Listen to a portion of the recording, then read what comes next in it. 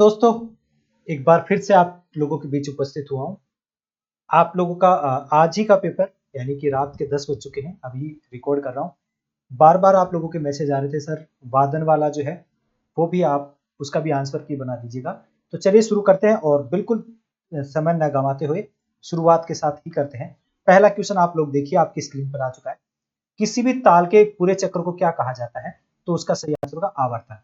किसी भी एक जो है ताल के पूरे चक्र को आवर्तन कहा जाता है। अगला क्वेश्चन, राग ललित किस थाट का राग है? तो अकॉर्डिंग टू ऑप्शन देखिए, राग ललित दो तरीके से गाया जाता है, पूर्वी थाट से भी गाया जाता है और मारवा थाट से भी गाया जाता है। ठीक है ना? तो यहाँ पर ऑप्शन हमारे पास मारवा है, तो मारवा ऑप्शन अपन करेंगे। अगला क्वेश्चन, सितार में मुख्य तार कितने होते हैं? तो सितार में 7 तार होते हैं। ठीक है। अगला क्वेश्चन, जिन तान में स्वर क्रमानुसार नहीं होते उन्हें क्या कहते हैं? तो कूट तान कहते हैं, है ना? ठीक है। अगला क्वेश्चन, तिट कत गदिगन किस ताल से संबंधित है? तो 4 ताल से संबंधित है। ठीक है। Question number 5।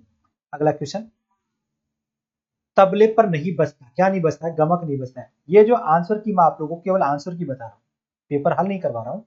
उठान किस घराने की विशेषता है? तो उठान जो है बनारस घराने की विशेषता है। इसका दूसरा ऑप्शन सही होगा। तबला किस वर्ग का वाद्य है? तो तबला अवनद वर्ग का वाद्य है। दोस्तों, दोपहर वाली आंसर की में 2 क्वेश्चन गलत है, वो भी मैं आपको लास्ट में बताऊंगा, उसका भी ठीक करेंगे। दरबारी का गायन समय जो है क्या है? तो दरबारी का गायन समय मध्य रात्रि है, यानी उसका तीसरा पहर, रात्रि का तीसरा पहर। किस थाट में रेगद है? कोमल तथा मध्यम तीव्र लगता है, तो तोड़ी थाट के अंदर लगता है। ये सही आंसर इसका ही होगा। ब्रह्मताल में कितनी मात्राएं होती? तो 10 जो है 28 मात्राएं होती हैं और 14 विभाग होते हैं, 10 ताली और 4 खाली होती है। ठीक है ना?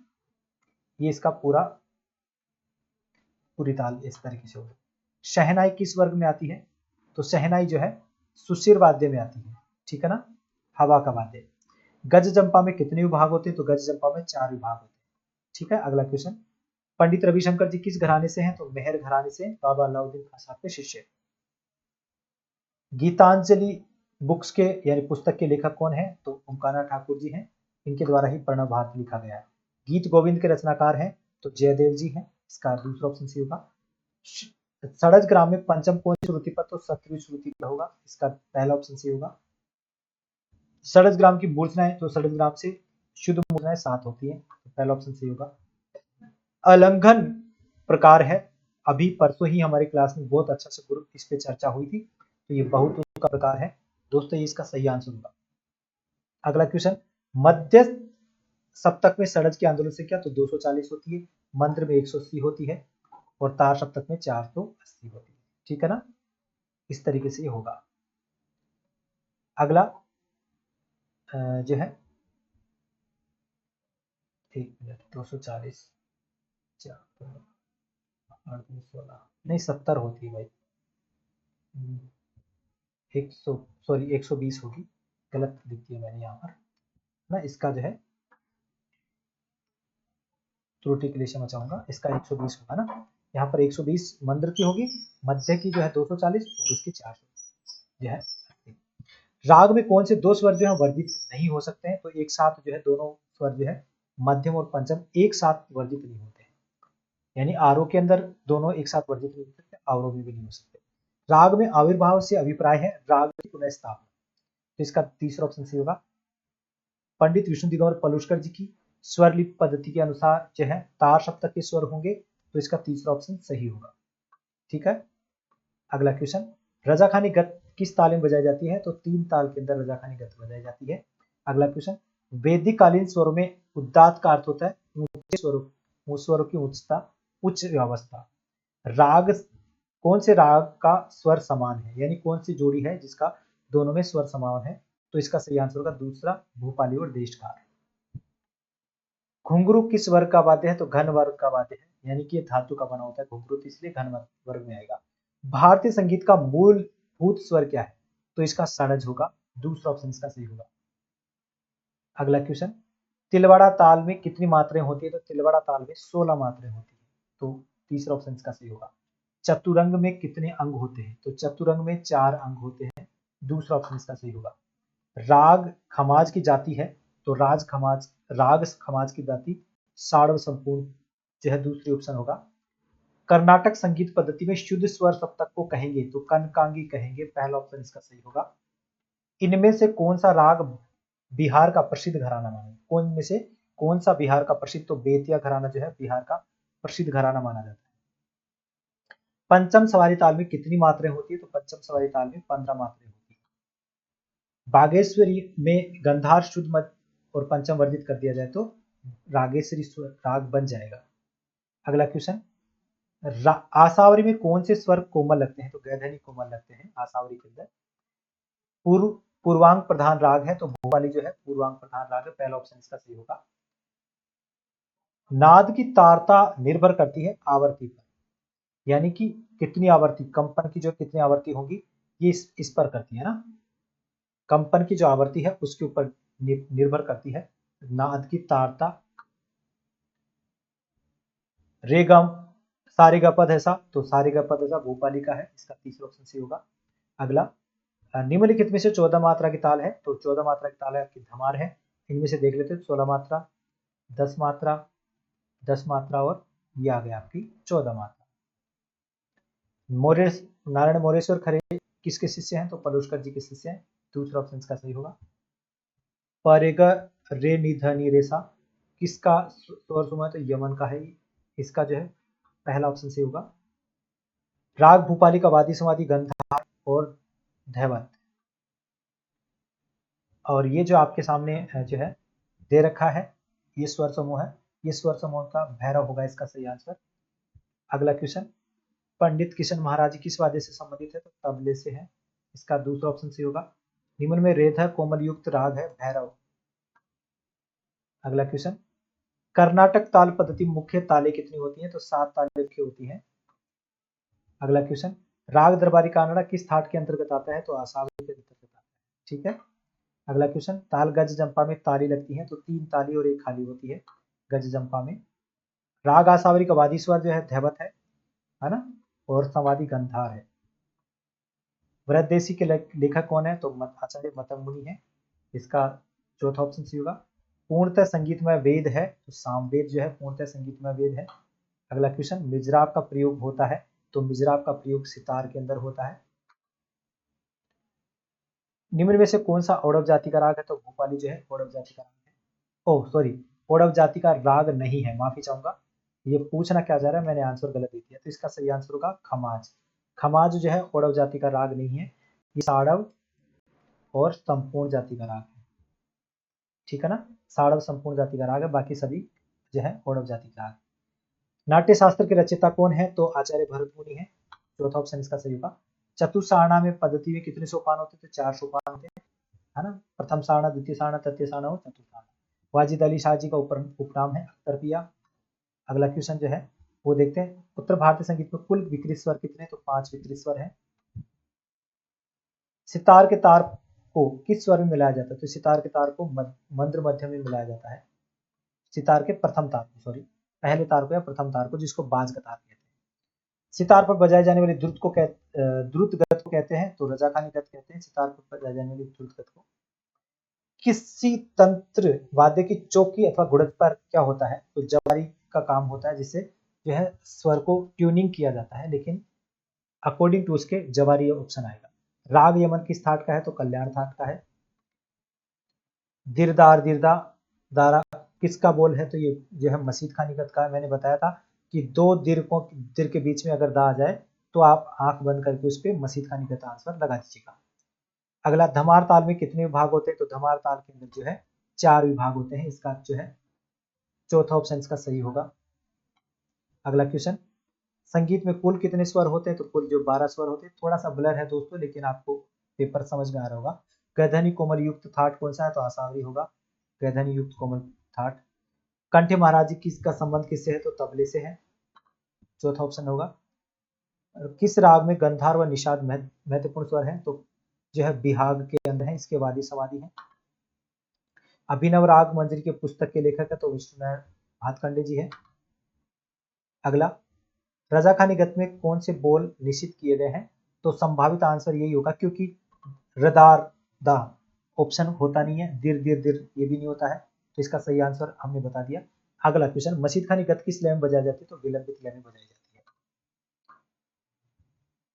सप्तक, सप्तक में कितने स्वर होते हैं? तो सप्तक में 7 स्वर होते हैं। इसका जो है चौथा ऑप्शन इसका सही होगा। अचल स्वर होते हैं तो अचल स्वर 2 स्वर होते हैं। तीसरा ऑप्शन इसका सही होगा। राग भूपाली किस थाट का राग है? तो राग भूपाली जो है वो कल्याण थाट का राग है। ठीक है। अगला क्वेश्चन, निम्न में से कौन सा अर्धदर्शक स्वर के नाम से जाना जाता है? तो मध्यम जो है अर्धदर्शक स्वर के नाम से जाना जाता है। अगला क्वेश्चन, राग मालकोस का वादी समाधि स्वर होगा? तो मध्यम और षड्ज जो है वादी समाधि होंगे राग मालकोस के। राग में कम से कम कितने स्वरों का प्रयोग होता है? तो 5 स्वरों का प्रयोग होता है। कम से कम 5 स्वर होने चाहिए, नहीं तो तान हो जाएगी वो, अगर 5 से कम रहेगी तो। मध्यम ग्राम में पंचम की श्रुति पर हो तो मध्यम ग्राम में 16वीं श्रुति पर होगा, षड्ज ग्राम में 17वीं पर होता है। श्रुतियों की संख्या होती है तो 22 श्रुतियों की संख्या होती है। उदात्त, अनुदात्त और स्वरित का सही क्रम होगा? तो उदात्त का मतलब होता है ऊंचा और अनुदात्त का मतलब नीचा और मध्यम, तो इसका तीसरा ऑप्शन सही होगा। ठीक है, चलिए अगला क्वेश्चन देखते हैं। थाट कल्याण से उत्पन्न राग है तो केदार जो है कल्याण से उत्पन्न राग है, इसका सही आंसर होगा। तानपुरे में अधिकतर स्वर बनाए जाते हैं तो इसका सही आंसर होगा जो है पहला। दोस्तों ये आप लोगों को लग रहा होगा कि ये गलत है, लेकिन इन्होंने मध्य सप्तक से मिलाना चालू किया है, यानी पंचम को मध्य सप्तक का तो तार सप्तक की दोनों षड्ज हो जाएंगे और सा हो जाएगा। ये बिल्कुल सही है। जिसको लगता है कि ये गलत है तो गलत नहीं है।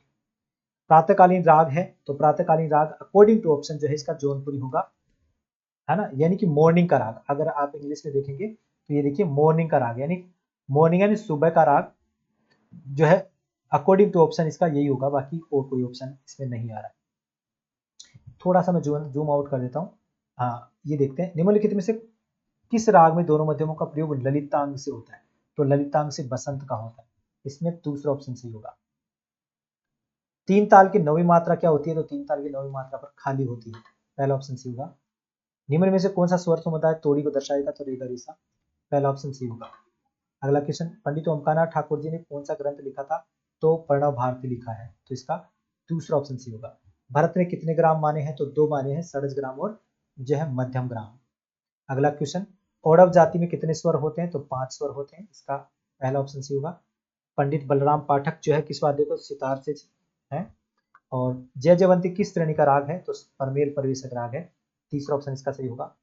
वंदे मातरम किस राग पर आधारित है? तो देश, ऐसा देश है मेरा। घरानों की नींव किस काल में पड़ी थी? तो राजपूत काल में। वैसे तो देखिए इसका जो है यवन काल होना चाहिए था, लेकिन यवन काल ऑप्शन में नहीं, तो राजपूत काल इसका सही आंसर होगा। निम्न में से अचल स्वरों को पहचाने? तो षड्ज और पंचम जो है ये अचल स्वर है। अगला क्वेश्चन, मियां मल्हार का थाट है तो मियां मल्हार जो है वो काफी थाट का राग है, चौथा ऑप्शन इसका सही होगा। राग मधुवंती में ऋषभ और धैवत कोमल करने पर मुल्तानी बन जाएगी। ठीक है, रागांग पद्धति के अनुसार इनमें से कौन सा नहीं है? तो दरबारी कानड़ा जो है रागांग पद्धति में नहीं आता है। राग तरंगणी के लेखक कौन है? तो लोचन, इसका पहला ऑप्शन सी होगा। तानसेन जी के गुरु कौन थे? तो स्वामी हरिदास जी के गुरु थे। अगला क्वेश्चन देख लेते हैं। प्रथम भारत रत्न संगीतज्ञ कौन है? तो एम एस सुब्बलक्ष्मी जी को पहला मिला था, दूसरा जो मिला रविशंकर जी को मिला था, और उसके बाद तीसरा और चौथा मिला था बिस्मिल्लाह खां साहब और लता मंगेशकर जी को, और पांचवा जो मिला था वो भीमसेन जोशी जी को, इनको पांचवा मिला था। और उसके बाद छठवा जो मिला है वो भूपेन हजारिका जी, भूपेन हजारिका, इनको मिला है। ठीक है, अगला क्वेश्चन, गज चंपा ताल में कितनी मात्राएं होती है? तो गज चंपा में 15 मात्राएं होती है। कितने बार आएगा ये क्वेश्चन? बहुत बार रिपीट होगा। राग भीम पलासी का वादी समाधि है तो मध्यम और षड्ज, इसका पहला ऑप्शन सही होगा। गंधर्व महाविद्यालय मंडल की स्थापना की थी तो पलुष्कर जी ने की थी 1901 के अंदर लाहौर में। सारणा प्रक्रिया में भरत ने कितनी वीणाओं का? तो 2 वीणाओं का, चल वीणा और एक ध्रुव वीणा, अचल वीणा जिसको कहते थे। सदारंग और अदारंग किनके दरबारी गायक थे? तो मोहम्मद शाह रंगीली जी के गायक दरबारी गायक थे। बिरजू महाराज जी का संबंध था कथक नृत्य से। झमझमा किस क्षेत्र और सितार से होता है? हारमोनियम एक प्रकार का सुशिर वाद्य है, तीसरा ऑप्शन सही होगा। भैरवी थाट पर आधारित राग मालकोश है।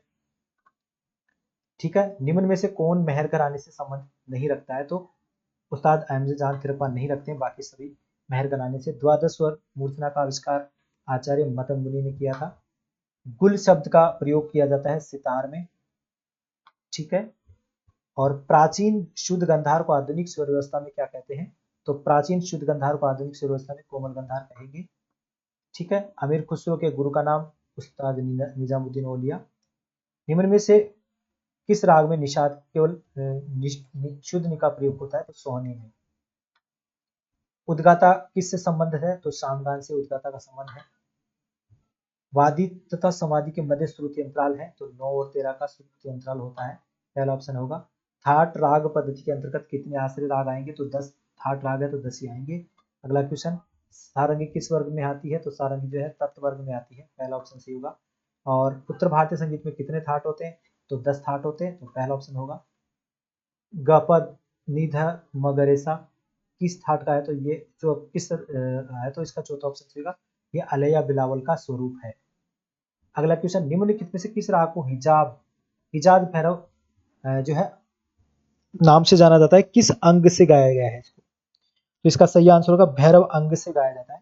वैसे जो है ये ऑप्शन में ये पूरे ऑप्शन ही गलत है, लेकिन फिर भी हम इसका जो है भैरव अंग से गाया जाता है, इसलिए इसका पहला ऑप्शन कर सकते हैं। अगला क्वेश्चन, अब वो क्या मानते हैं यूपी बोर्ड, मैं नहीं जानता। कौन सा मल्हार का प्रकार नहीं है? तो कोशिकांडा मल्हार का प्रकार नहीं है। और अंतिम क्वेश्चन, प्रथम श्रुति का नाम है? तो तीव्रा जो है प्रथम श्रुति होती है। ठीक है दोस्तों, तो ये थे आज के हमारे जो है इंपॉर्टेंट आंसर की। आप लोगों की काफी समय से डिमांड आ रही थी। दोस्तों अगर सच में आपको क्लास अच्छी लगी या जो है आंसर की अच्छी लगी, वीडियो अच्छा लगा, तो प्लीज लाइक कर दीजिएगा। चैनल पर पहली बार आए तो चैनल को सब्सक्राइब करके बेल आइकन को प्रेस कर लीजिए। ऐसी ही सभी प्रकार की वैकेंसीज के वीडियोज और आंसर की और पेपर हम सॉल्व करवाते हैं। डेली हमारी मैराथन क्लास होती है और नेट जेआरएफ का बैच भी हमारा जल्द ही शुरू हुआ है, तो अगर आप चाहें तो वो भी ज्वाइन कर सकते हैं, जो पेड कोर्स में आता है। ठीक है दोस्तों, तो आज के लिए इतना ही। अगर सच में क्लास अच्छी लगी तो प्लीज लाइक कर दीजिएगा, ठीक है। और चैनल पर पहली बार आए तो चैनल को सब्सक्राइब करके बेल आइकन को प्रेस कर लीजिए। अगर चाहें तो टेलीग्राम चैनल भी ज्वाइन कर सकते हैं, जहां से आपको सभी अपडेट मिलती रहेंगी। तो आज के लिए इतना ही। गुड नाइट, शुभ रात्रि, बाय बाय।